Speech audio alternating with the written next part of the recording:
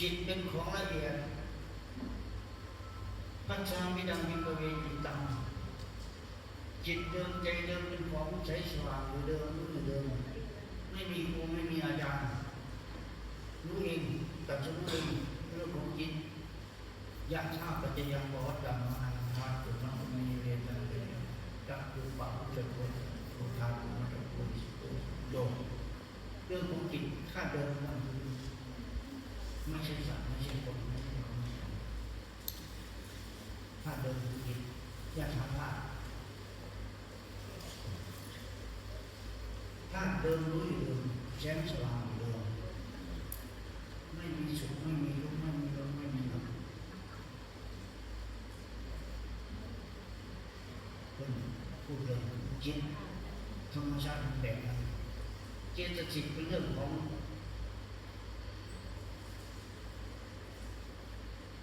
กิริยาการของจิต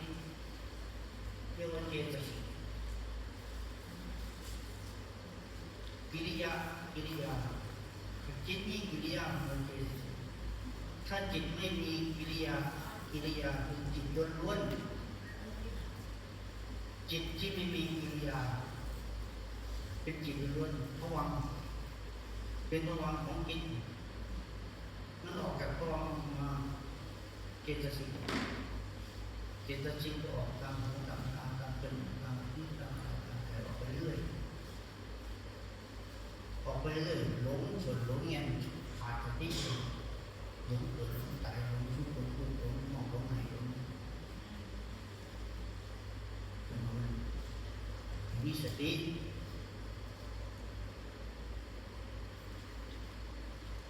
มีความเชื่อศรัทธาถ้าขาดปัญญาวงในศรัทธาไม่มีปัญญาวงใน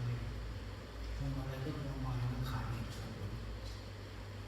วิริยะความภาคความเพียรภาคเพียรนั้นไม่มีสติภาคเพียรนั้นไม่มีปัญญาเหนื่อยเปล่าเป็นกายไว้เรียนว่าเกิดมาตายที่ก่อนสร้างความเพียรเหนื่อยเปล่าขยันเหนื่อยเปล่า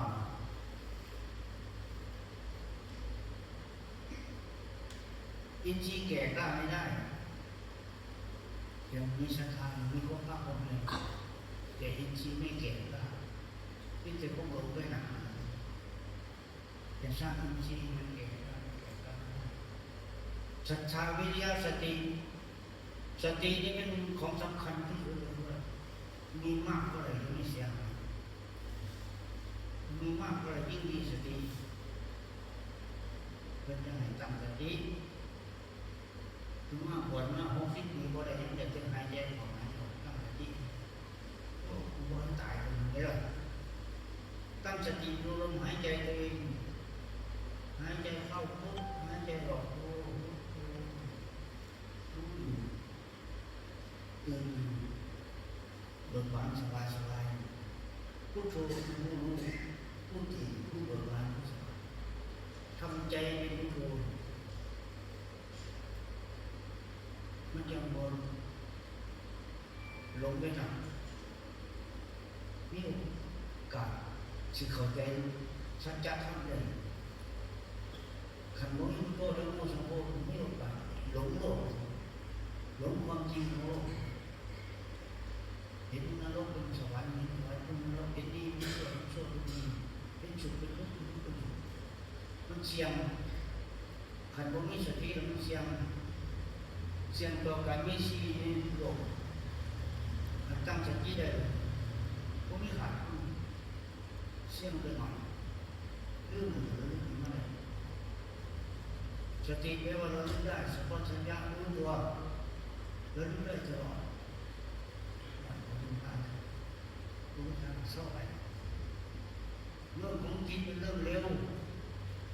ตัวไอ้คนเร็วคนฝ่ายแรกฝ่ายรองเร็วคนทุกอย่างมันผิดเขารู้ว่าไม่เข้าทางตัดขึ้นเร็วคิดเองโลกมันกำมาทันทีความเร็วของจิตให้ทุกข์ทำให้มากเร็วให้มากมันเกินไป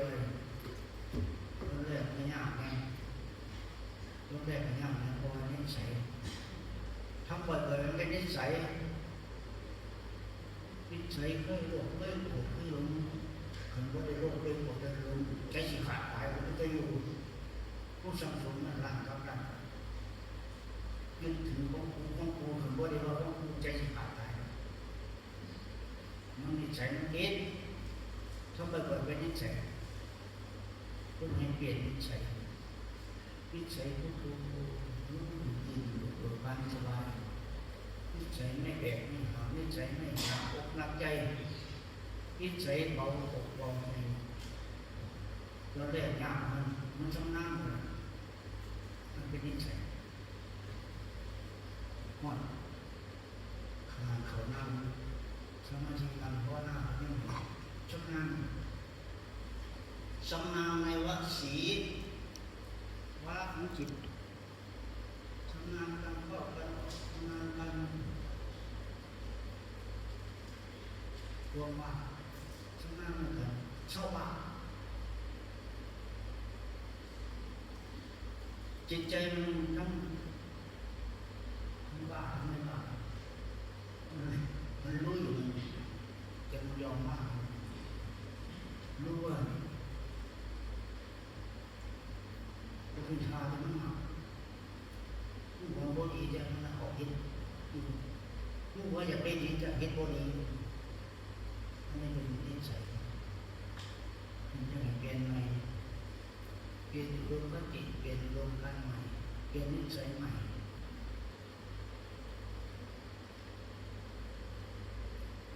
หัวเราะดีกว่าร้องไห้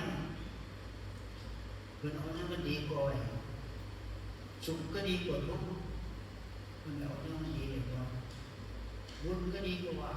คือเอาเนี่ยมันดีกว่าสวรรค์ก็ใครคนนั้นหรอกคือเอาเนี่ยดีกว่าสงบก็ดีกว่าวุ่นวายคือเอาเนี่ยมันดีกว่าถ้ามันส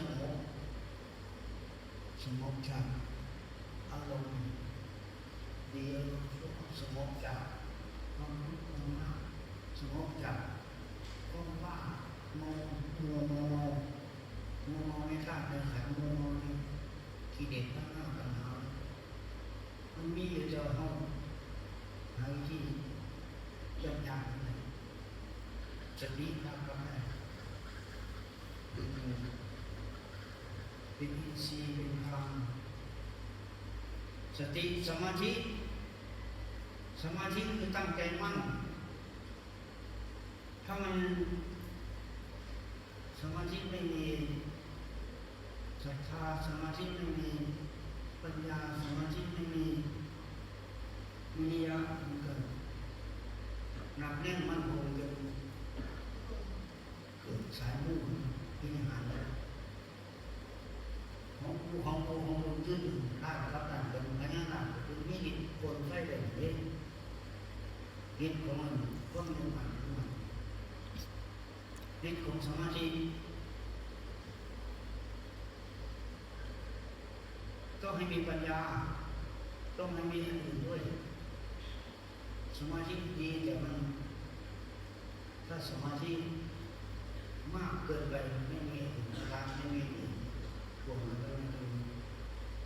ที่จริงมาแล้วดูโบฟังไปดูฟังคิดจะบอกเลยสมาธิมันคงเกิดตายร่างกับร่างกันยึดถือของกูมันหมันขนาดมันคงหนักแน่นนะคือสมาธิของหนักแน่นของจิตใจมันเสียงมันดีเลยอันนี้จังขอบมันดีใจรักเลยเพราะไม่ขับมันดีใจรักเลยคนไม่เสียงมันคงไม่ได้เสียงต่อการสลายเสียงต่อการดูนี่มันบาลานซ์กันจอมกันไปขึ้นหาศรัทธาวิริยะสติสมาธิปัญญาของพวกนี้สมาธิสร้างที่เครื่องบิน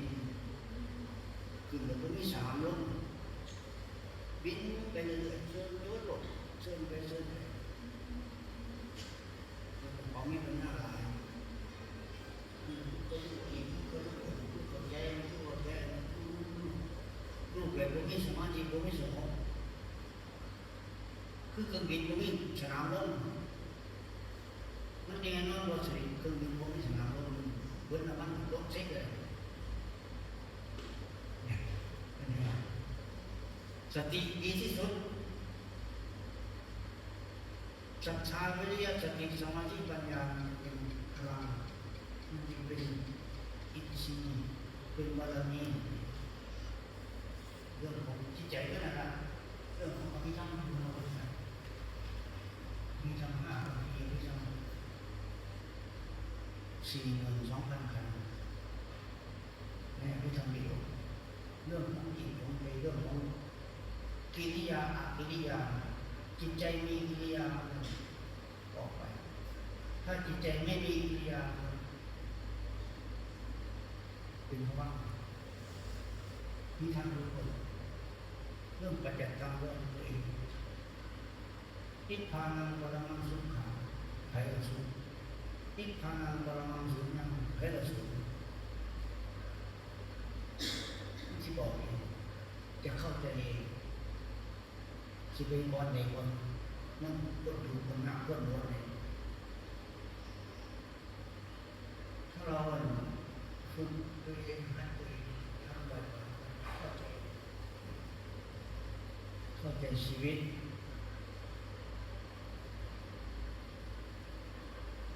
ขนาดพระพุทธเจ้ายังมีสาวกติดตามลงว่าดังจิตไปเองนี่ต่างหน้าพระอนุรุทธะติดตามดูว่าจิตพระเจ้านิพพานตรงไหนคำว่านิพพานนิพพานนิพพานนิพพานตอนไหนจะไปเห็นว่าไม่มีขอบไม่มีที่จับไม่มีที่ยึดไม่มีสิ่งระหว่างโคจรภูมิกระแสจิตกระแสจิตไปหากระแสจิตเรียกว่าโคจรภูมิยาคำว่าเกิดเป็นไปจับเป็นองค์ธรรมะเป็นคุณธรรมคุณธรรมตั้งแต่โสดาสกิทาคานาคาโสดาบุคคลสักกายทิฏฐิความเห็นเกี่ยวกับร่างกายก็เห็นทั้งสี่ยินรับลมไปเห็นละเอียดแค่ไหนภาวนาหรือเปล่าภาวนาดูร่างกายภาวนาไหมเห็นละเอียดแค่ไหนคุณก็อยากห้องหอกเป็นห้องหอกคุณก็ถูกต้องคุณก็อยากนำเงินนำงานเป็นนำเงินนำงานก็ถูกต้องก็เห็นภาวนาให้มันแจ้งชัดในร่างกายข้ามความเห็นเกี่ยวกับร่างกายแจ้งชัดกันข้ามถึงที่ดีได้ก็ดีครั้งนี้ก็ได้มันก็ต้องข้ามสังโยชน์คือเครื่องข้องเครื่องคาสักยะทิฏฐิมันเรื่องของจิตใจเรื่องของน้ำอะไรเป็นเด็กวัชยาแต่เป็นเหตุเป็นผลเมื่อถึงว่าง่ายมันคำก็ได้ของก็ไปก็มากของก็ไปก็มากคือเรื่องร่างกายก็เป็นแค่นั้นเกิดมาตายเกิดมาอันนี้จังเกิดมาแล้วเสื่อมสลายเกิดมาแล้วมันเรียกเขาเป็นเขาโอนกันโอนยิ่งเป็นสื่อโอนไม่มีใครต้องการมันเป็นเองได้ถามของปูแบบ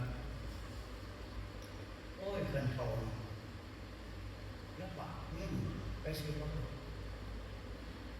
จมขึ้นจมน้ำมันยังว่าคำว่าอย่าเขาตายจะมึงก็ได้คนนั้นจังพูดบริบาห้องก้าววัดโถนะไม่ใช่ตายจะมึงหรือเขาอย่างให้เขาจุกลุกจุกหน้าห้องรถไปรถมามันเรื่องของปัจจัยกรรมเรื่องนี้สิ่งวันนี้มันเป็นสมา ติของมัน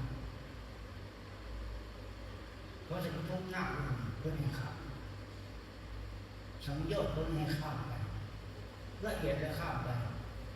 ทำให้มันชัดเจนดำคือดำขาวคือขาวดีคือดีชั่วคือชั่ว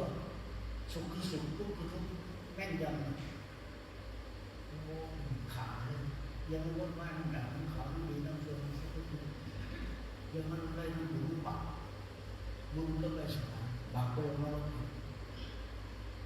พอทำวัดบ้านก็เนี่ยขาไปของมันขันว่าขาวัดก็ไปก้อนเราก่อนเป็นจังหวะสังโยชน์เครื่องข้องเครื่องคาอิจฉาลังเลสงสัยหลงใสในธรรมชาติสงสัยในบุญในบาปสงสัยในสุขในทุกข์สงสัยในวิวัชวังตัวเพื่อนผู้หายลังเลสงสัยพวกนี้มันสงสัยเรื่องขันเรื่องเวียนทำอะไรก็ได้มันดูภาพไปได้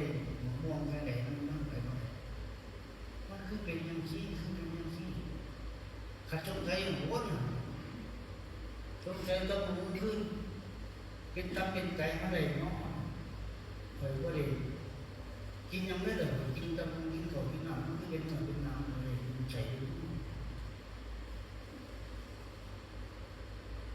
อย่าไปสงสัยไปนั่งธรรมชาติมันเป็นของมันทำไมว่าสร้างกินก็ไปขึ้นโดยแง่กินหวานเอากินสิ่งนี้ธรรมชาติเขาจะมีกินก็ไปมันก็ต้องสร้างกินก็ไปเลยเขาจะมีกินหวานเอาก็ต้องแง่กินมาก็ธรรมชาติมันน่าจะจังเดี๋ยววนไปวนมาขันวนไปวนมาหลอกกันก็หลอกตัวกันหลอกกันมันก็โดนหมอหลอกกันหมอวายกันบางทีเขาเอาละสุดมาสุดของเขาก็จริงของเขาเถอะขันมันสงสัยตื้มmìnhเขาหลอกเพราะต้องการอะไรมีคนก็เยอะต้องคนดูของเองให้มันข้ามไปข้ามสังโยชน์นี้สงสัยในธรรมเรียกว่าวิจิกิจฉาลังเลสงสัยในธรรมชาติลังเลสงสัยในเหตุในผลเหตุผลก็คือเหตุชัดเจนสุขคือสุขทุกข์คือทุกข์ดีคือดีชั่วคือชั่วบุญคือบาปคือบาปนรกคือนรกสวรรค์คือสวรรค์ไม่มีใครไปลื่นใครไปลื่นนรกเลยนรกบอลโลกชั้นโลกนั่นเห็นสองร้องโลกให้ไปลื่นสวรรค์สวรรค์บอลโลกชั้นโลกที่ต้องบุญสวรรค์เป็นมันไปลื่นไม่มากไปเด้มากนรกก็ว่าได้มากสวรรค์ก็ได้มันจะไงชัดเจนแล้วข้ามไปอย่ายุ่งเหตุยุ่งผลธรรมะสักกายทิฏฐิความเห็นเรื่องร่างกายละเอียดละข้ามวิจิกิจฉาลังเลสงสัยในธรรมชาติข้ามศีลปัตตปรมาลูกคำคือศีลปัตตปรมาลูกคำเห็นจังท่านถึงสิ่งนี้เห็นจังนี้จังสิ่งนี้งมง่ายขาดในกระบวนพวกขาดในกระบวนเป็นสายมูนะสายมูคุณมองหลายลิเดียนนั่งบอกว่าหันตาเป้ยคุณมองหาเขาแค่โอ้คือสิคำขาดเนี่ยตัวจริงเลยหมดกิเลสจริงๆเลยไม่อายไม่มียาอายไม่มีอะไร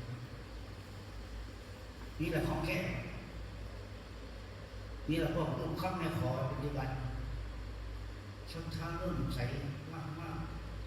พิเศษชีวิตเป็นเริ่มใสหมดขึ้นเข่งไม่ขอปฏิบัติเข่งขัดหน้าเริ่มใส ศีลวัตรที่เขาจะเป็นมุ่งมั่นในศีลวัตรมากมันมาจากตัวเดียวกันขันโบกินตัวหายหิวขันกินมันยังหายหิวพระเจ้าแจ้งให้ด้วยถ้าอยากพ้นทุกข์ก็ทำแบบนั้นนะสิ่งสมาธิปัญญารุ่งกุศลควรรู้ควรอยากไปสืบท้องว่าเขาหรือมาจะเซนเนาะหิวเขาก็ย่อมกินเขาไปสืบบนเขามาจะเซนก็มันจะมีเขาไปวาดเป็นก้าไปดำมุ่งค่อยใช้หน้าดำแบบวันโลกเวลาแก่มากก็สมุนไพรสมุนไพรเขาหมอก็สมุนไพรสมุนไพรเขาเปลือกไปฟาดลงสีเป็นเม็ดสีเป็นเม็ดมาจากนั้นมาเส้นหมอนจะเป็นเขาไม่ดีเส้นกลางเลยจังดียังไม่แห้งเลยพระเจ้าคนแต่งพระเขาแห้งบนย่อมกินอย่าไปคิดเองไม่แต่งอะไรพิจารณาความคิดจริงพิจารณาอยากหายหิวเพื่อนบอกว่าเคี้ยวแล้วคืนก็หายเองถ้ามันบ่หายมูอะไรกินมันก็แตกตายไปไม่กลัวท้องแตกเชื่อลงไปคืนไปเชื่อคืนหายหิวเลยยังไม่พอเชื่อต่อท้องแตกมันจะรู้จักตัวนี้ดูมันนี่เพราะฉะนั้นเรื่องไม่ต้องถามปัจจัยตามเรื่องตัวเองรู้เลยสวากขาตธรรมสวากขาโตภควตาธรรมสัมทิฏฐิโกกาลิโกเอปัจจิโกเรื่องน้อมเข้ามาในตัวโอวันนี้โกปัจจัยตามเรื่องเลยทำนี้พระเจ้าตรัสเวทิตโพวินโยหิวินยูชนผู้มีสติเข้าใจได้ทำนอกจากไม่ใช่วินยูชนไม่ได้ตั้งสติไม่สามารถเข้าใจธรรมะพวกนี้ได้เลยคนไม่มีสติคือคนบ้าคือไม่ใช่วินยูชนเราเป็นอยากเป็นวินยูชนก็ต้องตั้งสติเข้าใจธรรมะไม่ได้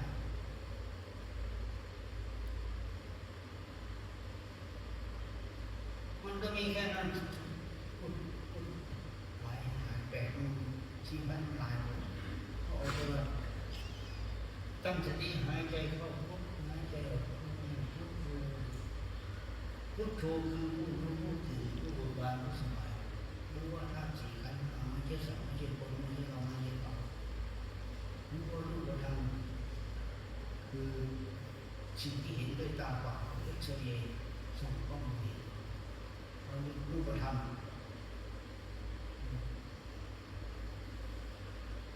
สิ่งที่เราแค่ว่าหาว่าหูตาเราไม่ก็ได้ซึ่งเราไปยิงไส้อะไรซึ่งเรากำลังคิดสุขเงินเจ็บปวดเกี่ยวแล้วแต่มันเป็นรูปธรรมนามธรรมก็คือ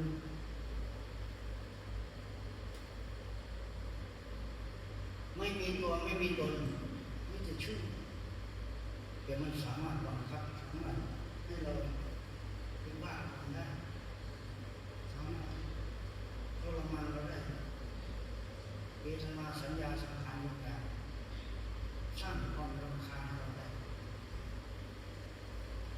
ทุกทางนามธรรมมันจะให้กันผู้เสพยาวันเราคืออยู่ในเรื่องนอนอยู่ในผู้คิดมีสติทุกตัวผู้รู้ตื่น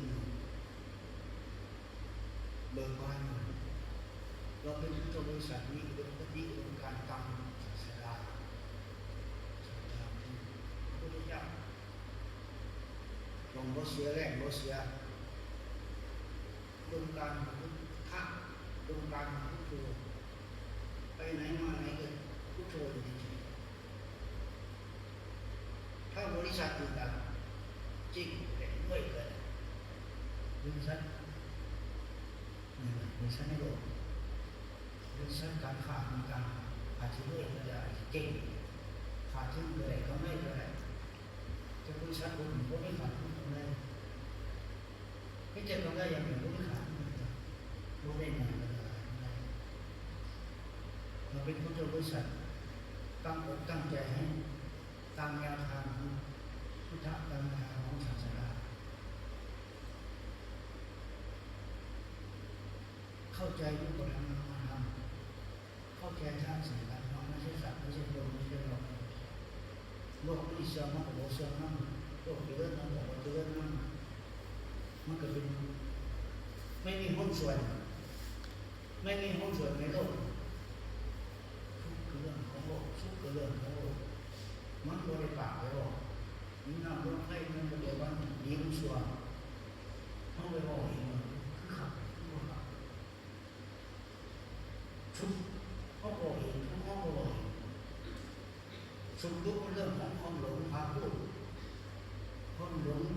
ที่ไม่มีสติพาพูดว่ามันสุขว่าอันนี้ตัวมันเองก็ไม่รู้ว่าคืออะไรมันเป็นธรรมชาติของมันตัวมันเองยังไม่รู้ว่าคืออะไรเพราะมันคือสุขคืออันนี้ต้องตั้งสติหน่อยคือบ่อยๆก็เป็นนิสัยมันเป็นอิจฉาสยามโสโภมันเป็นอุปนิสัยสัญญาเลยเข้าไปเป็นกระตุ้นลงมากระตุ้นไม่จริงต้องอัตโนมัติจิตใจอัตโนมัติเราต้องไปพยายามอะไรอัตโนมัติทำจนเป็นอัตโนมัติทำจนเป็นอัตโนมัติชีวิตแม่ว่าจะนี่หูมีตา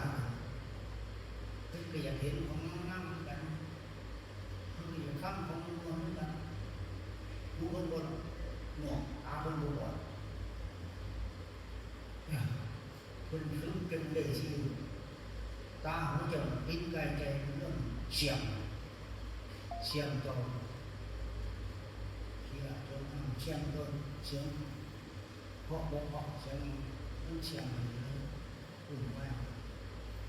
ก็เล่นดีแล้วปาบนมีเสียงรู้สีทั้งหลายก็เป็นดีบ้างโดยอยู่ในบ้านนั่งเลยนั่งไปเห็นนั่งเล่นตามนั่นแหละ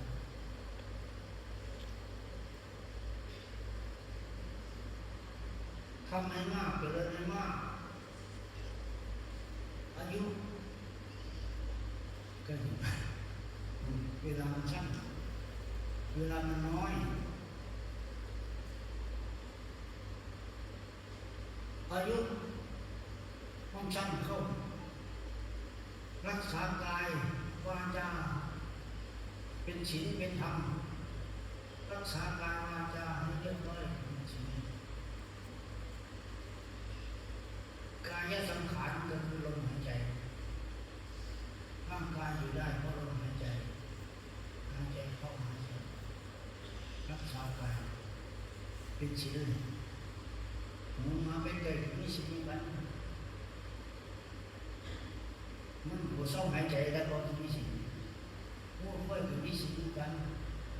มันหัวเศร้าหายใจก็ทุกคนเป็นคนมีสิ่งมีธรรมทุกคนถ้าหลงแล้วก็ช่วยไปถ้ามีสติมีเยอะมากตาย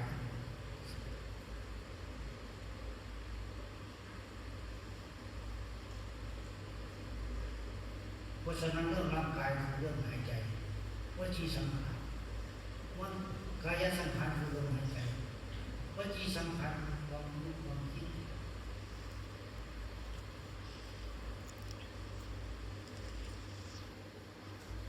โอ้อันนั้นคือขี้ไล่โอ้อันนั้นคือน้ำโอ้อันนั้นคือจะสร้างการประวัติหูหนอจะเห็น เห็นว่าทุกอย่างเห็นทั้งดีทั้งชั่วเห็นทั้งดีได้ทั้งเป็นเรื่องงามเห็นทั้งเป็นตะช่างทั้งเป็นตะหักเห็นเราเป็นมวยปากเห็นเราซื่อๆที่เสียดีขันเปล่าต้องรับผิดชอ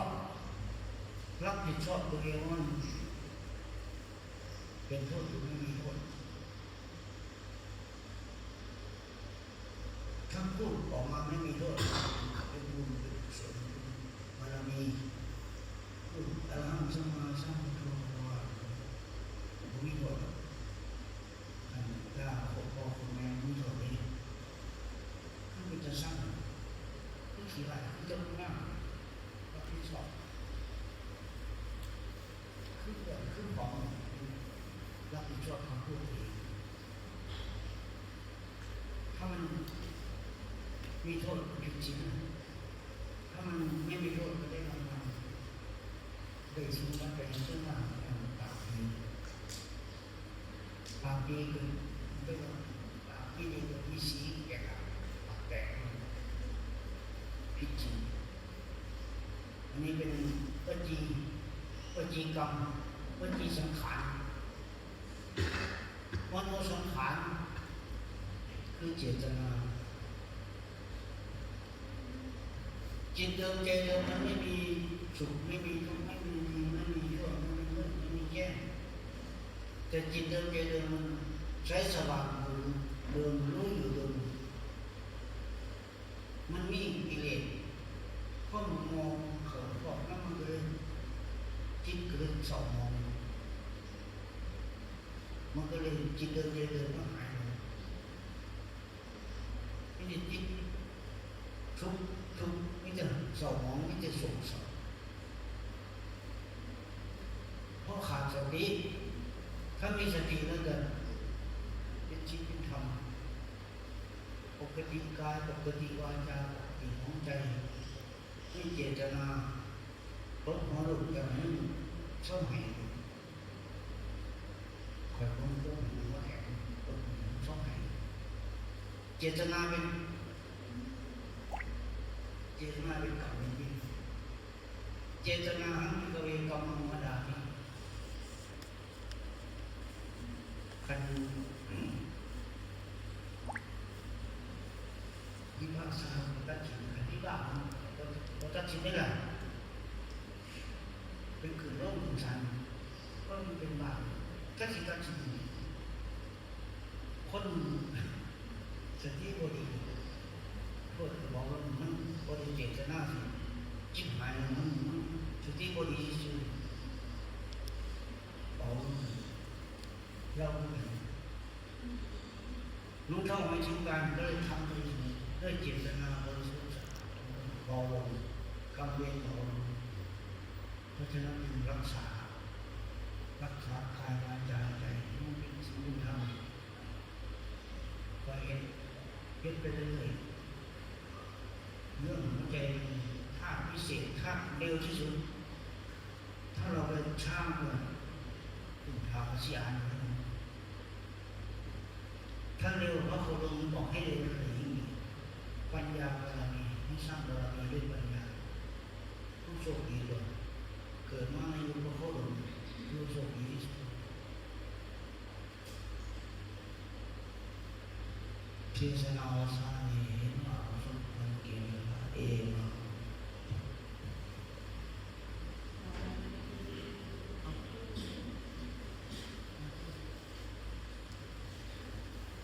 ในโอกาสนี้ขอเรียนเชิญตัวแทนเจ้าภาพศิษยานุศิษย์ถวายคันเทศองค์หลวงปู่กันหากันตะธรรมโมขอเรียนเชิญครับ